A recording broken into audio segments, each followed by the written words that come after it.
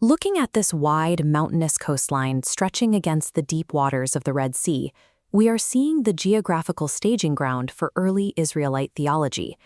Through the events at this shore, the text documents a sequence of changing attributes in Yahweh, moving from a conquering man of war to a compassionate healer. As established in Exodus chapter 15, verse 1, Moses and the children of Israel sing unto the Lord, initiating this theological record. This analysis tracks three distinct phases: the elemental destruction of the Egyptian host, the resulting geopolitical terror of surrounding nations, and finally, the conditional covenant of health at Marah.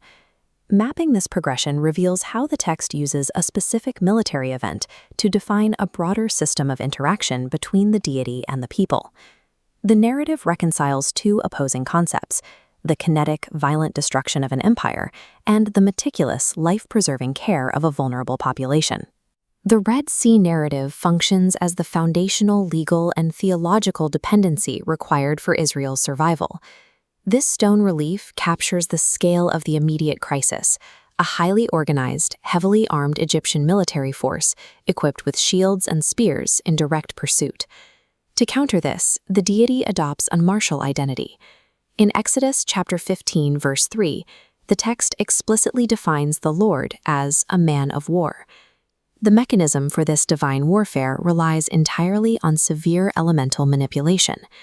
Exodus chapter 15, verse 8, explains the waters gathered with the blast of thy nostrils, standing upright as a heap, and the depths congealed. That suspended environmental control is then abruptly released, weaponizing the environment against the pursuing army.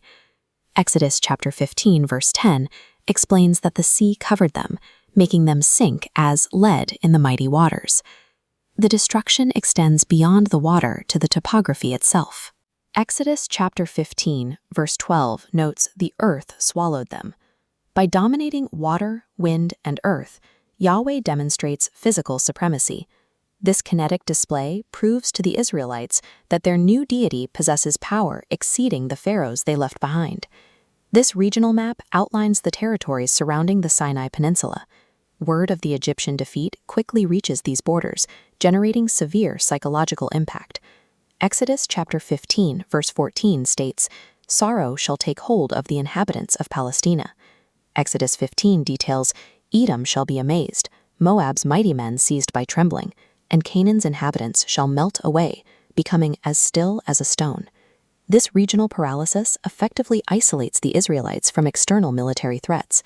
That physical safety provides the necessary space for them to engage in communal worship.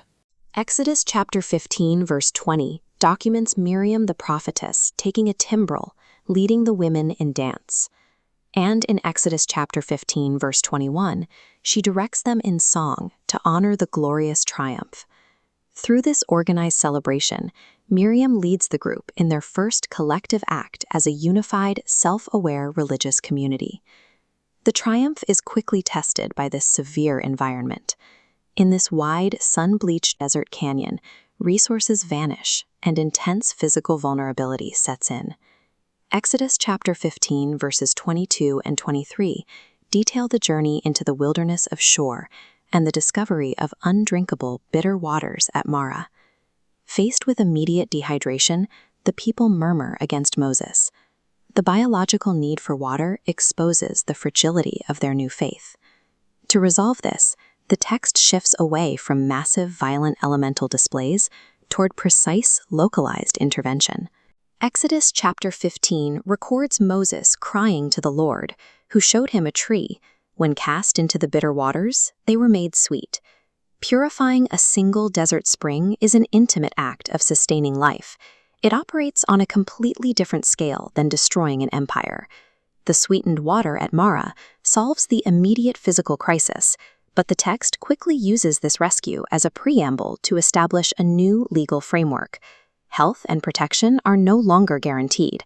They are subject to strict, ongoing conditions. Exodus chapter 15, verse 26 establishes a strict conditional promise. God states that if the Israelites diligently hearken to his voice, do right, and keep his statutes, he will spare them from the diseases brought upon the Egyptians. This clause permanently ties Israel's physical health to their legal obedience. Survival now requires adherence to divine law. With this legal dependency set, the narrative completes its core theological arc, replacing the initial violent imagery with a restorative identity. It is in this same verse, Exodus chapter 15, verse 26, that God formally transitions his title, declaring, "I am the Lord that healeth thee." Following this declaration, the text shows a physical manifestation of this promise. Exodus chapter 15, verse 27, concludes with their encampment at Elim, an oasis of 12 wells and 70 palm trees. The stark deprivation of Marah is replaced by the precise numerical perfection and sustainable abundance of Elim.